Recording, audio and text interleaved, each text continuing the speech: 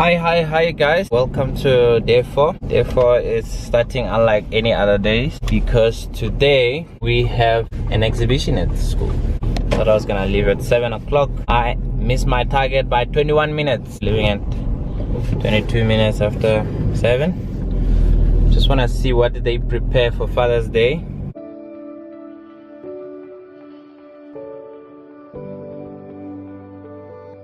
Whoa, look at that.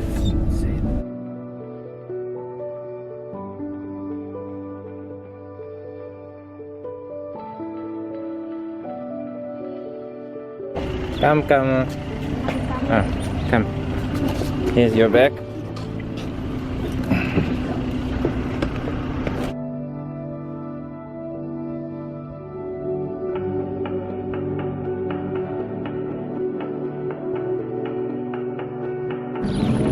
Oh, look at that. Father's Day exhibition. Should I hold your hand? No. Are you sure?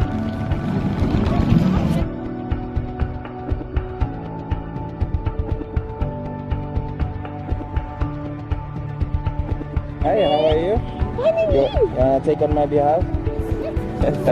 I love you, Daddy. Give Daddy a biscuit. Say I love you.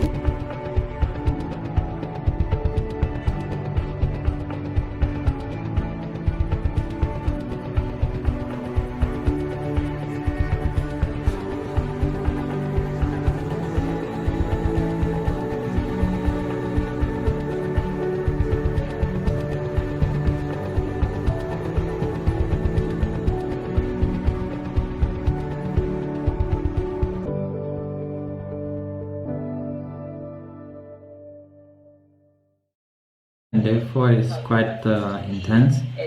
We are talking micro and macro economical factors. We're looking at the PESTEL thing. Very interesting things.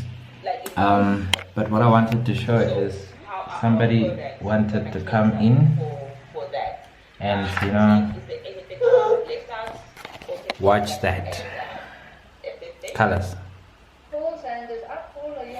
So I think it's quite nice that I have company. It's a little bit lonely here while the guys are still going. There's me. All the guys are talking. I'm busy playing with the camera. So one of the model that we did in class is this PESTEL model. So I think we did this when I did my master's in development finance. But seeing this again here, just brought the memories to say, wow, this, things are quite interrelated.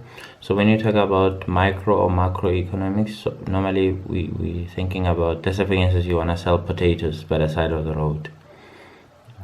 That looks like a normal innocent things, and they can call it the microeconomics with the I, micro, M-I-C-R-O, microeconomics. But then you decide to turn that into a big business while it's still in microeconomics.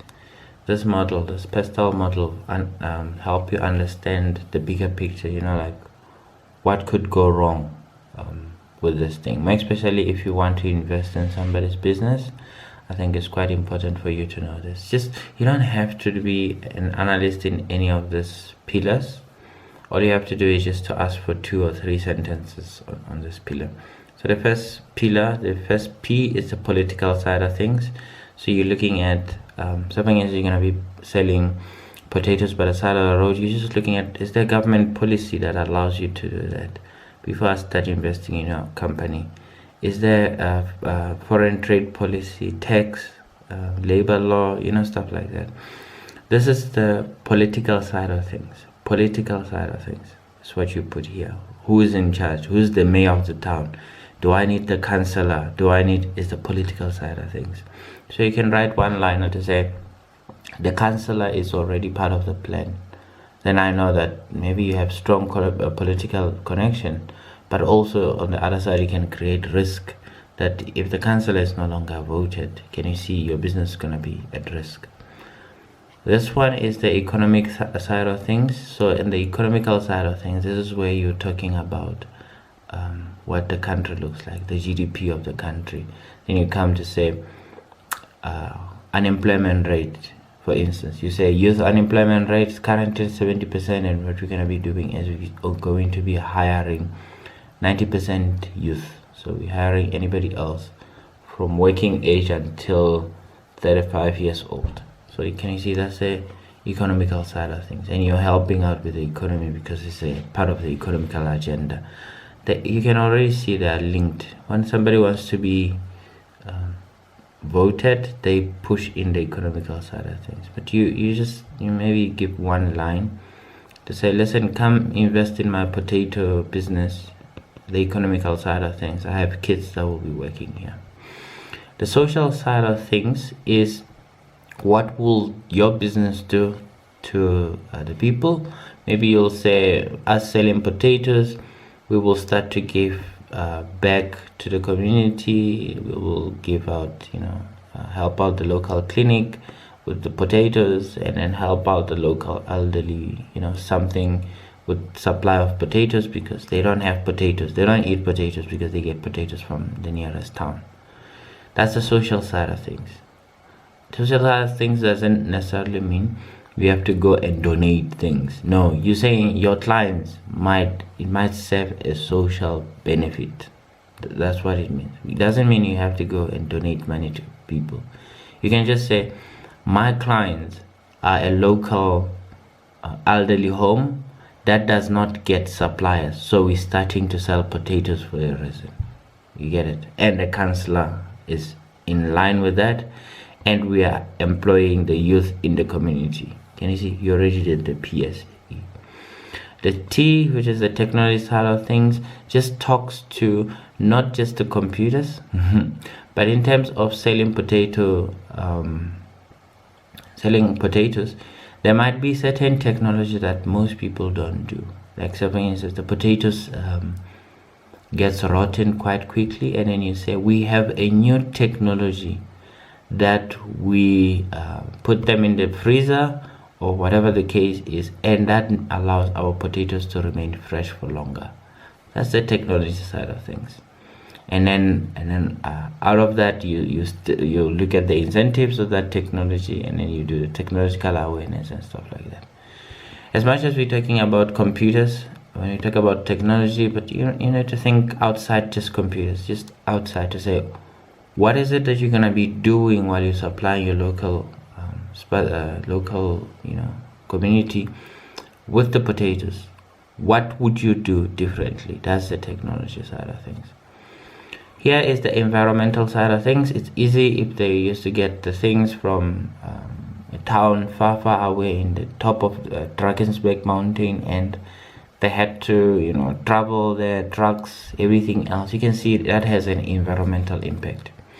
Let's say, for instance, your farm that you're going to be buying your potatoes from is the soil that, what do you call when the soil is sliding? Erosion. Is the soil that has a lot of erosion.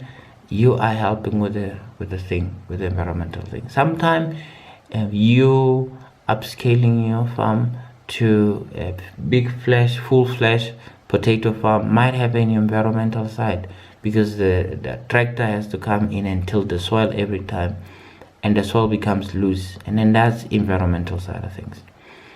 This is the legal side of things, to say, is it legal to do what you're doing?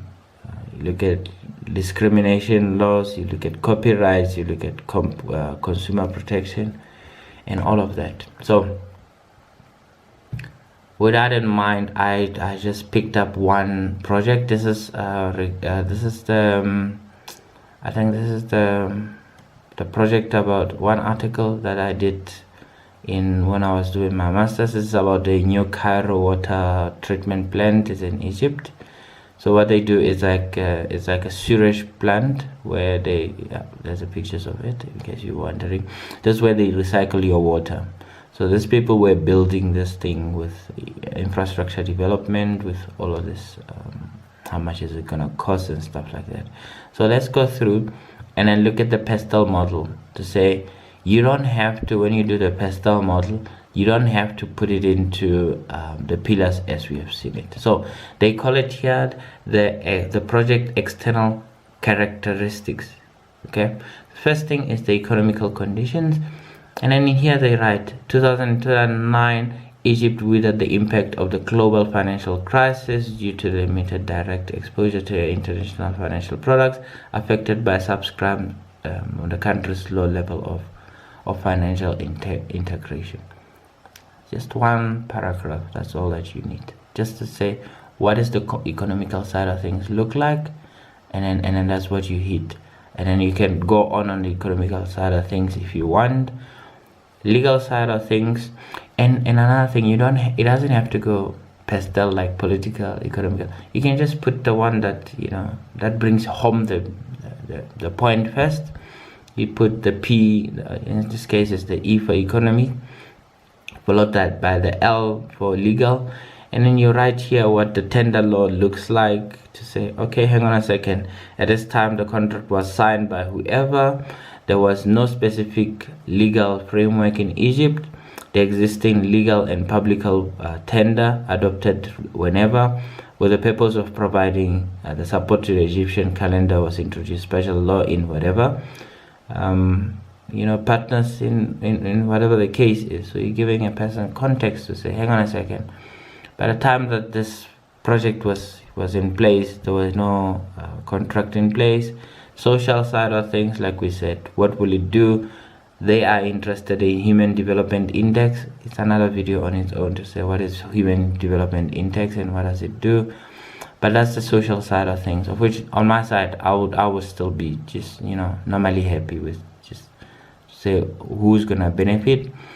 Political side of things, which president got elected and not, because ours is a potato thing in a small community, we don't have to go that big.